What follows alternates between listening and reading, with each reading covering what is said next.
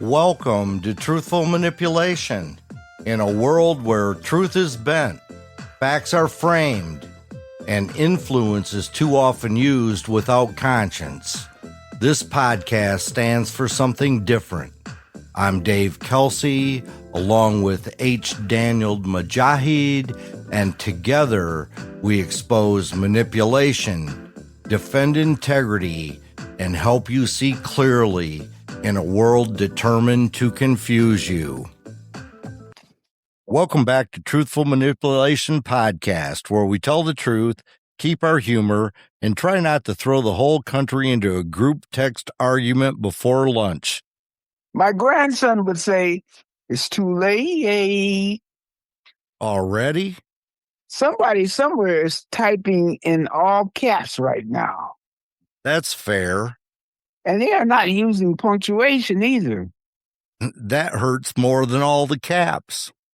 Today's episode, ladies and gentlemen, is called What Happens When the Handlers Can't Handle the Handled? That title sounds like a political warning label. Yeah, it sounds like a campaign documentary, a celebrity scandal, and a daycare incident report all at once. Dear parent, today your child refused to follow instructions, reorganized the snack table, declared himself king, and convinced 3 other children to follow him. That's not daycare. No. Man, that sounds like a leadership retreat to me, Dave. Same juice boxes. Yeah, different damage. Today we're talking about what happens when powerful people, political advisors, donors, public relations teams, media machines, corporate boards, lawyers, agents, and professional excuse makers build someone up only to discover they can't control the person anymore. Yeah, that sounds like that original garden snake that, we had in the writings, and then you look up and, man, that thing, it's become a monster, Some people gave that monster a microphone, a hat, and a cell phone. They taught that monster that applause was food, better even than a burger, And then they act shocked when the monster eats the furniture, even the signs. Yeah, that's the episode. Good night, everybody. No. We need 30 to 35 minutes. Fine. I'll just add sarcasm. Respectful sarcasm? Yeah, that's called commentary. Let's start with the basic question. What's a handler? A handler is someone behind the scenes who manages another person's image, message, public behavior, reputation, crisis response, and consequences. In other words, the person standing 5 feet away whispering, "Please don't say that." Exactly. And then the person says it louder. Usually into a microphone. Always into a microphone. Handlers can be political advisors, public relations teams, campaign managers, corporate boards, lawyers, agents, consultants, donors, sponsors, media executives, family members, or that one friend who says, "Don't worry, I can talk to him." I thought you were just going to talk about the religious community. Good. Everybody's into this thing. Well, I could say that friend there, though, is lying. Always. Always. The minute somebody says, "I can control him," that's proof they can't control him. That may be true. No one who can actually control a situation has to announce it like they're selling patio furniture. Handlers exist because public people need guidance. Politicians need handlers. Celebrities need handlers. CEOs need handlers. Athletes need handlers. Influencers need handlers. Influencers need handlers. Babysitters, librarians, therapists. And one grandmother with a wooden spoon, too, will help out. That's a full staff. And maybe still not enough. The handler's job is to keep the person on message. Which means keep them away from microphones, cameras, social media, unscripted questions, live audiences, emotional impulses, and phones after midnight. Yeah, that seems difficult. That's why they get paid, Dave. Handlers shape the story. They tell the person what to say, what not to say, when to smile, when to wave, when to apologize, when to deny, when to look serious, when to look compassionate, and most importantly, when to stop talking. Yeah, that's the hardest one right there. Yeah, always. Because the handled person usually thinks silence is weakness. And sometimes silence is wisdom. Sometimes silence is the only thing standing between you and a subpoena. That too. The big problem begins when the handlers stop managing the person and start depending on the person. Woo, there it is, we used to say. That's when the wheels start wobbling. At first, the handlers say, this person connects with people. This person has energy. This person gets attention. This person says what others are afraid to say. Translation? This person is unstable but profitable. And then the person gets popular. The crowd reacts. The ratings go up. The money comes in. Donations arrive. The merchandise sells. The audience starts chanting. And suddenly, the handler is not handling anymore.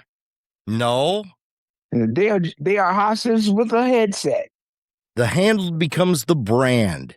And once the handled becomes the brand, everyone around that person starts making excuses. Oh, he's just being passionate. She's just authentic. Well, he tells it like it is. She disrupts the system. He doesn't have to follow the rules. And sometimes people celebrate that. Until the rules he doesn't follow are the ones protecting everybody else. That's the turn. Exactly. Rule breaking looks bold when it is aimed at your opponents. Then it looks terrifying when it turns around and aims at you. Handlers often believe that they can use someone's ego, anger, charisma, fame, celebrity, frustration, and unpredictability for a purpose. We'll just use this wildfire to roast marshmallows. Good visual. Bad fire plan. They think they can control the flame. Then the flame gets a podcast. And a fan base. And a legal defense fund. And a hat. Always a hat. The danger is the handled person realizes something very important. What's that, Dave? They realize everybody else needs them. Yeah, I guess, and that's when that's when the leash becomes jewelry. Explain that. Well, at first, the handlers think that the leash is control. Then the handled realizes the leash proves everyone is attached to him. Then he starts dragging them down the street while they yell. This is all part of the strategy. That's painfully accurate. Painfully accurate is my lane. I think there are 3 stages when handlers lose control of the handled. Let me guess. Go ahead. Stage 1. This is good for us. Correct. Stage 2. This is getting complicated. Correct. Stage 3. Who gave him the flamethrower? Exactly. I nailed it? Stage 1 is opportunity. The handler sees someone who brings attention. Maybe that person is funny, outrageous, rebellious, angry, dramatic, charming, unpredictable, or fearless. Unpredictable is the polite word. What's the Daniel word? I'd say a roaming liability. That's less polite. Yeah, but it's more accurate. Stage 1 is when everybody says, this person is useful. Useful is a dangerous word when applied to a human being. Why is that? Because once you call somebody useful, you stop asking if they're wise. That's good. Yes, indeed, of course. Stage 2 is rationalization. That's when the handlers start saying, yes, that was bad, but... And nothing honest ever comes after, yes, that was bad, but... Yes, he said that, but the crowd loved it. Yes, she went too far, but the numbers are up. Yes, it was irresponsible, but it energized the base. Yes, it was cruel, but it got attention. That's when ethics get pushed into the trunk. Stage 3's panic. Stage 3 is when the handled realizes the handlers need him more than he needs them. That's the power shift right there. That's when the tail starts wagging the dog. The leash starts pulling the owner, and the babysitter starts asking the toddler for permission. That's quite an image. It's a complete collapse with snacks. And the public sees it. Yeah, everybody sees it. But supporters may deny it. Supporters can deny a house is on fire, Dave, while standing in the living room holding a smeltering marshmallow. That may be one of the best lines. I'm warming up with you, champ. Let's talk about why handlers overestimate their ability to control people. Ego? That's 1. Money? That's 2. Fear? That's 3. And maybe 4, because people in power confuse access with influence. That's important. Just because someone takes your call doesn't mean they respect your advice. Can you say that again? Just because someone takes your call, it doesn't mean they respect your advice. That's the handler's illusion. I agree. They say, I talked to him last night. So what? I talk to my smoke detector when it beeps. That doesn't mean that either one of us has a strategy. Handlers confuse proximity with control. They stand next to power and think they possess it. But they don't. Nope. They're just close enough to get blamed when it explodes. That's true in politics, business, entertainment, sports, religion, media, and even families. I'd say even, especially families, Dave. Every family has one person everybody claims they can calm down. And can they? Nope. They just move the argument to another room. In business, a board may think it controls the CEO because it hired the CEO. Yeah, then the CEO becomes the face of the company. The stock moves when he sneezes. And suddenly the board is hiding in a conference room eating cold bagels. In politics, the campaign thinks it controls a candidate because they wrote the talking points. Then the candidate goes off script for 45 minutes and invents 3 new enemies, 2 policies, and a conspiracy involving windmills. In sports, an organization thinks it controls a superstar because there's a contract. Yeah, then the superstar realizes the arena is full because of him or her, and the owner starts saying things like, we support her journey. We support his journey. That means they're terrified. Absolutely. We support her journey means nobody knows where he is or where she is. This portion of the Truthful Manipulation podcast is brought to you by the phrase, I'm sure we can control him. No, you can't. Have you ever looked at a reckless person and thought, what this situation needs is more power, less accountability, and a public performance? If so, congratulations.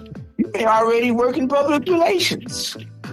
Try our new product, Accountability Plus, for organizations that waited too long to tell the truth.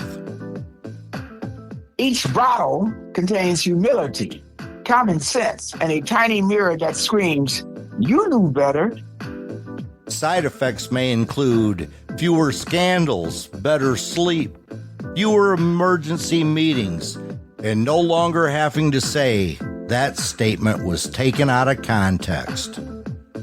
Warning, warning, breaking news.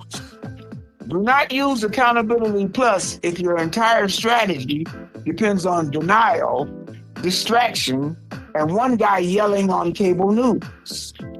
Truthful manipulation, helping you spot the lie before the lie gets a motorcade. And now back to this week's episode. One of the biggest turning points is when the handled person learns the handler's game. That sounds like the disaster point, Dave. At first, the handlers are teaching. They teach the person how to spin, how to distract, how to redirect, how to avoid responsibility, how to attack critics, how to use emotion, how to frame the story, and how to say nothing with confidence. Now, that last one, it comes with probably a graduate degree, eh? But over time, the handled person learns. Of course they learn.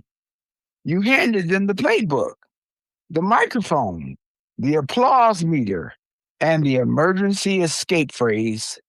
That's not what I meant. Then they start using these tactics independently. And eventually against the handlers. Exactly. That's when the student becomes the headache. The handled learns that outrage works.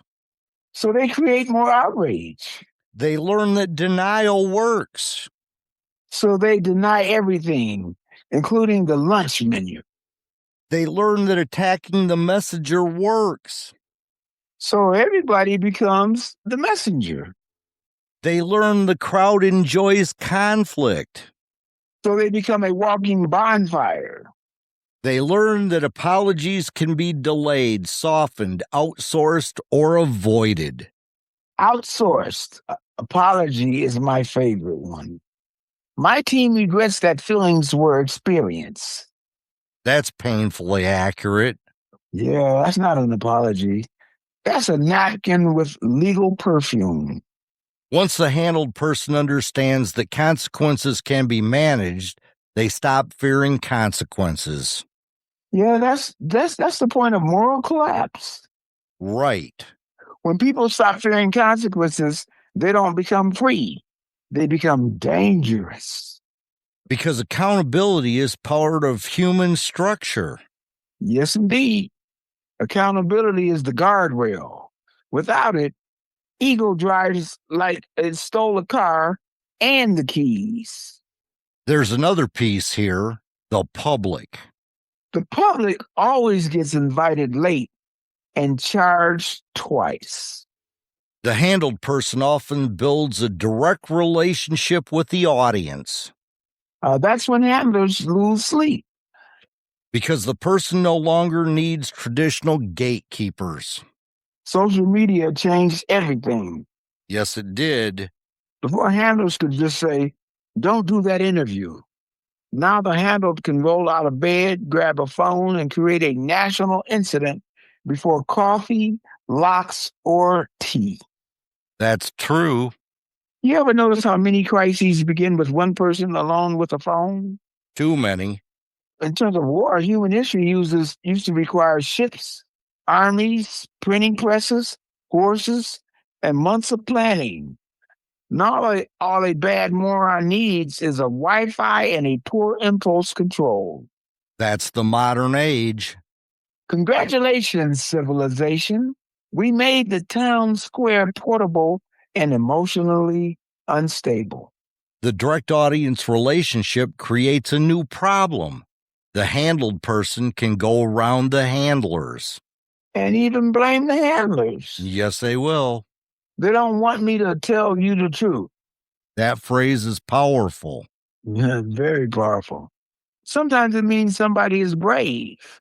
Sometimes it means somebody skipped the briefing and just wants some applause. The audience may believe the handled person is authentic because they are uncontrolled. Yeah, but that's authenticity trap 3.0.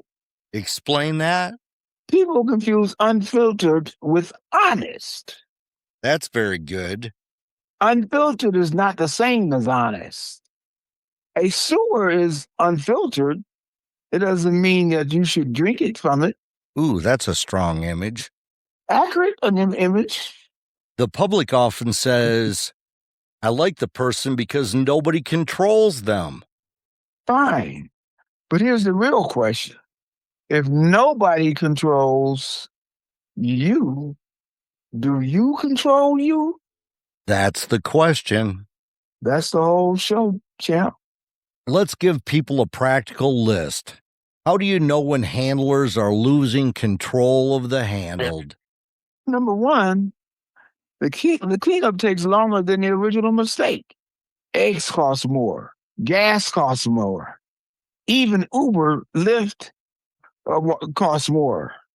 Even going to get a Coke costs more. That's a major sign. If the person talks for 6 minutes and the explanation lasts 6 weeks, we got a problem, America. Number 2, the handlers start redefining obvious behaviors. Yep. He wasn't angry. He was passionate. She wasn't lying. She was exploring the alternative facts of clarity. He didn't insult anyone. He created emotional contrast. Alternative clarity? I should charge for this, Dave. Yeah. Number 3, the handled person starts contradicting the official message. Yeah, that's when you see the spokesperson aging in real time. The spokesperson says one thing at noon, and then by 2 o'clock, the person they represent has completely destroyed it. Yeah, that spokesperson goes from 38 to 74 before dinner. Number 4, allies stop defending the behavior and start attacking the question. Yeah, that's the classic case there, Dave. Instead of answering, was that wrong, they say, why are you asking?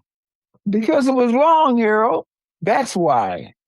Number 5, people close to the handle start speaking in code.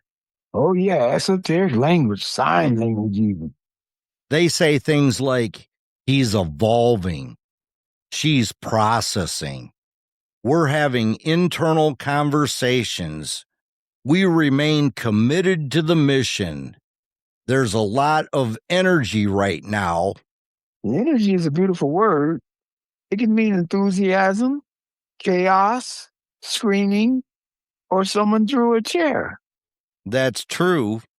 Now, when an organization says there's a lot of energy, somebody better check the furniture. Yeah, I've been in meetings like those. The warning signs matter because they show when management has become damage control. Yep.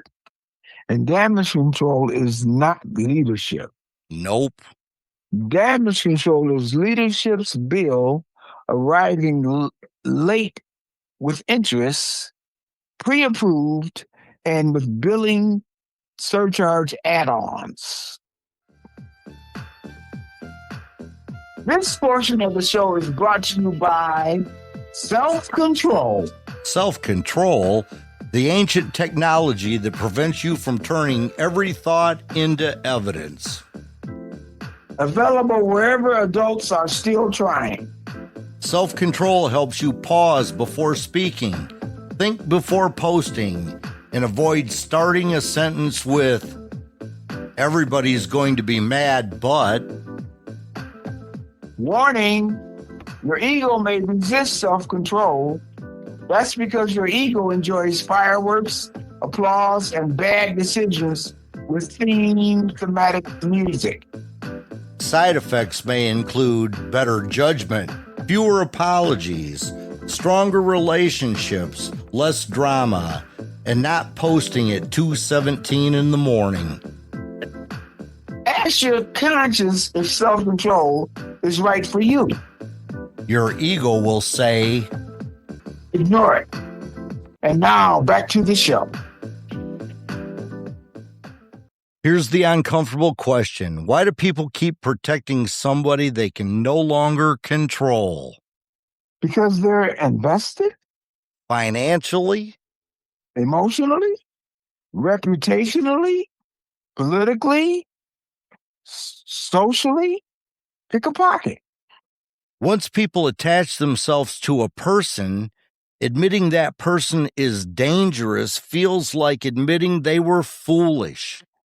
And people hate admitting they were fooled, foolish or wrong. Yes, that's true. They would rather build cathedrals around the mistakes. That's a line. It's true. People don't just defend bad choices, they decorate them. They create reasons. They create slogans. They create enemies. They create merchandise. They create a whole story around their refusal to say, we were wrong. And that's how manipulation survives. Because people protect the story. I've seen that. The story becomes more important than the truth. The handler's identity becomes tied to the handled person's success. So if the handled person fails, the handler has to face their own role in building the mess. And that's painful. Good, it should be. Daniel. No, I mean it. Some pain is useful. Guilt can be a moral smoke alarm. That's true. The problem is people keep taking the batteries out. They don't want to hear the alarm. Then the house burns down and they say, we had no warning. But they did. They had 1,000 warnings. They called them distractions. This whole topic reminds me of Frankenstein. You mean the monster? Well, technically, Frankenstein was the doctor. I know this. I just wanted to give literature people something to complain about. The point is, the creator makes something powerful and then loses control of it. That's every handler's story. They create a public figure, or amplify one, or excuse one, or market one, or protect one. Then when the person becomes destructive, they say, how could this happen? You build it. You fed it. You defended it. You gave it talking points. You normalized the behavior. You sold the tickets. You made the monster feel righteous. And that might be the worst part. What? When reckless people feel righteous, they stop hearing warnings. Yes, that's true. Because in their mind, criticism becomes persecution. Accountability becomes betrayal. Truth becomes an attack. And then the handlers are stuck. They can't correct the person without becoming the enemy. So they soften. They minimize. They excuse. They wait. They hope. And hope is not a strategy. Hope is what you do when the strategy ran away wearing sunglasses. That's funny. and thanks. It's a tragic tragedy with rhythm. Eventually, the handled person may start handling the handlers. That's the full reversal. They learn which people are afraid. They learn who needs access. They learn who depends on them financially. They learn who wants power. They learn who wants fame. And they learn who wants protection. And then they squeeze. They say, if you don't defend me, I'll attack you. Or, if you don't protect me, I'll expose you. Or, if you don't follow me, my audience will turn on you. That's when the handler becomes the handled. That's the boomerang. That's poetic justice with a migraine. The person who was supposed to be controlled becomes the controller. Because manipulation co-creates manipulation. Exactly. You teach a person to use fear, And one day they use fear on you. You teach them to attack critics, and one day you become the critic. You teach them to bend the truth, and one day they bend it around your neck. That's dark. Well, truth often begins in the dark now. And this is why ethical influence matters. I agree. If your whole strategy is manipulation, don't be shocked when someone more shameless uses it better than you. Yeah, that's dangerous. You cannot build a culture on dishonesty and then complain nobody tells the truth. Ow. We also have to talk about the audience. We do. Because the handled person doesn't gain power alone. That's correct. And unhandleable persons need applause the way a raccoon needs garbage. That's pretty vivid. Just trying to paint a picture. The audience rewards behavior. Clicks are applause. Shares are applause. Donations are applause. Ratings are applause. Standing ovations are applause. Even outrage can be applause if it keeps attention flowing. That's important.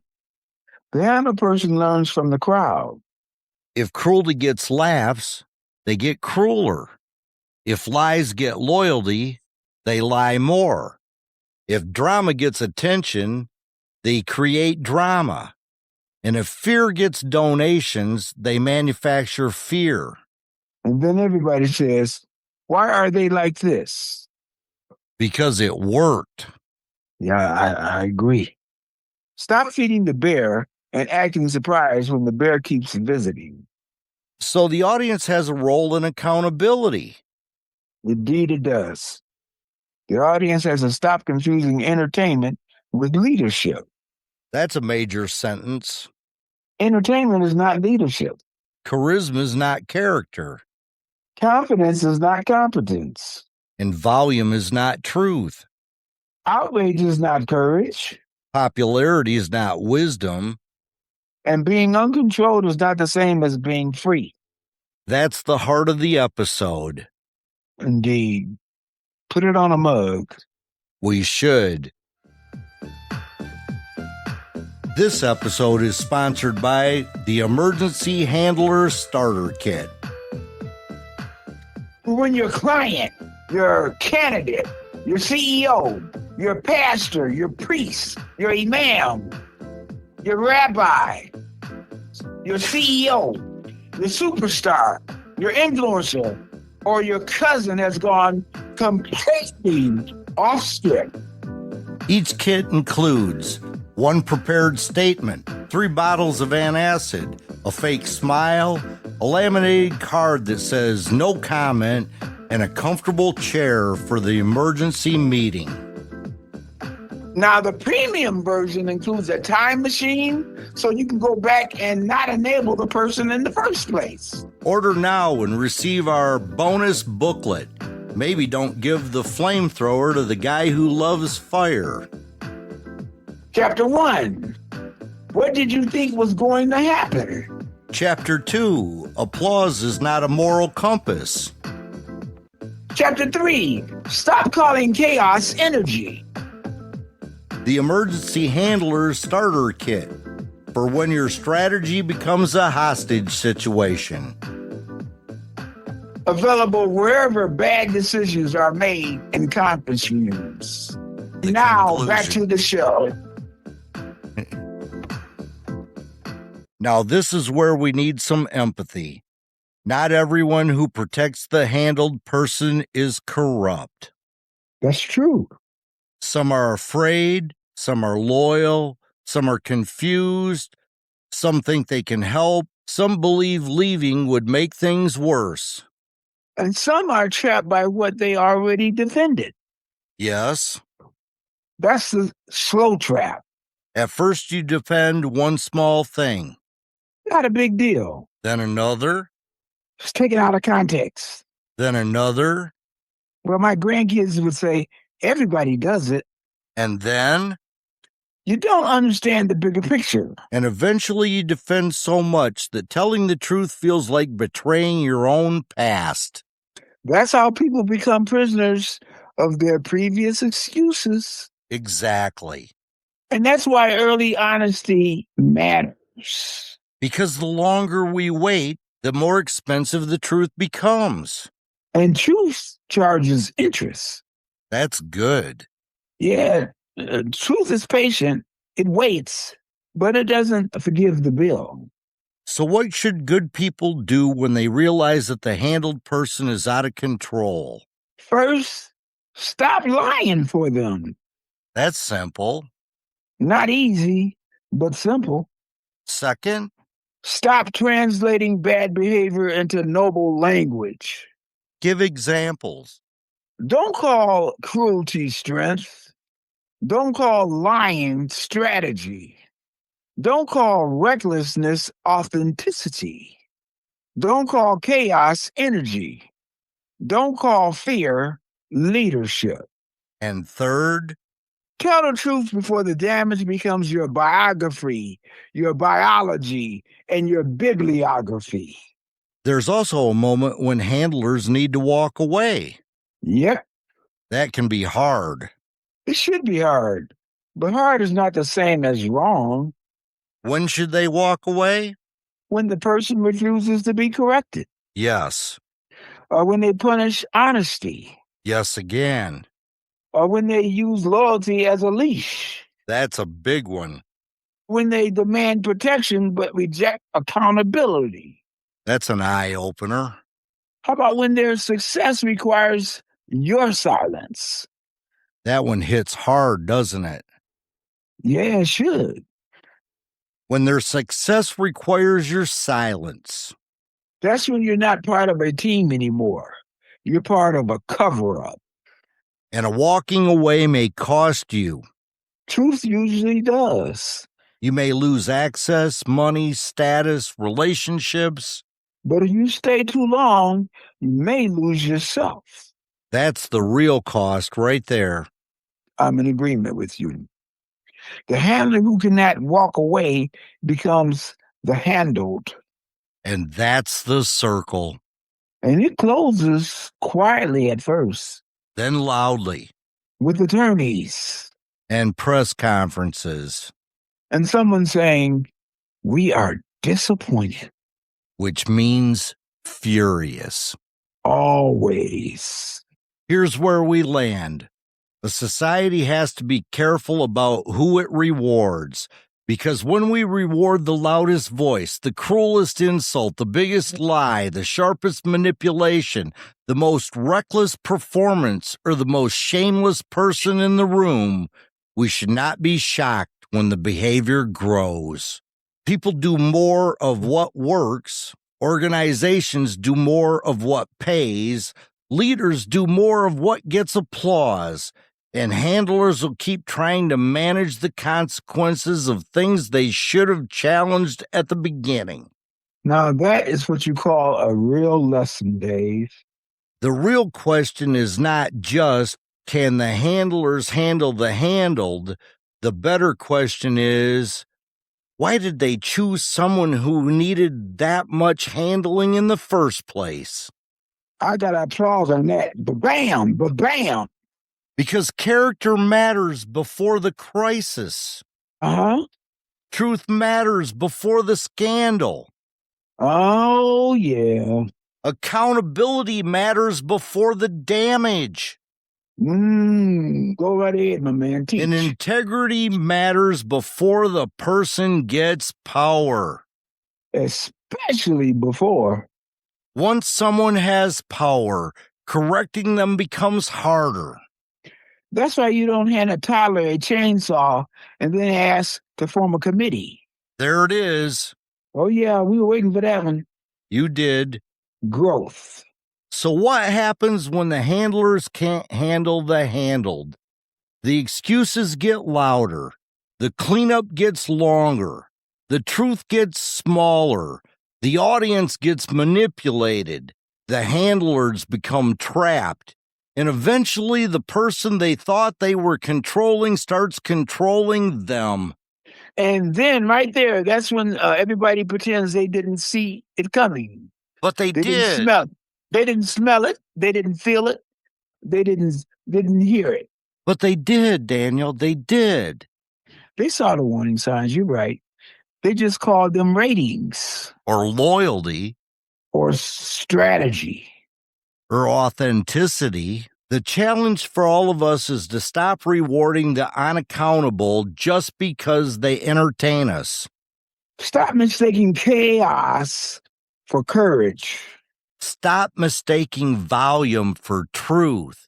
Stop mistaking, ladies and gentlemen, a lack of restraint for authenticity.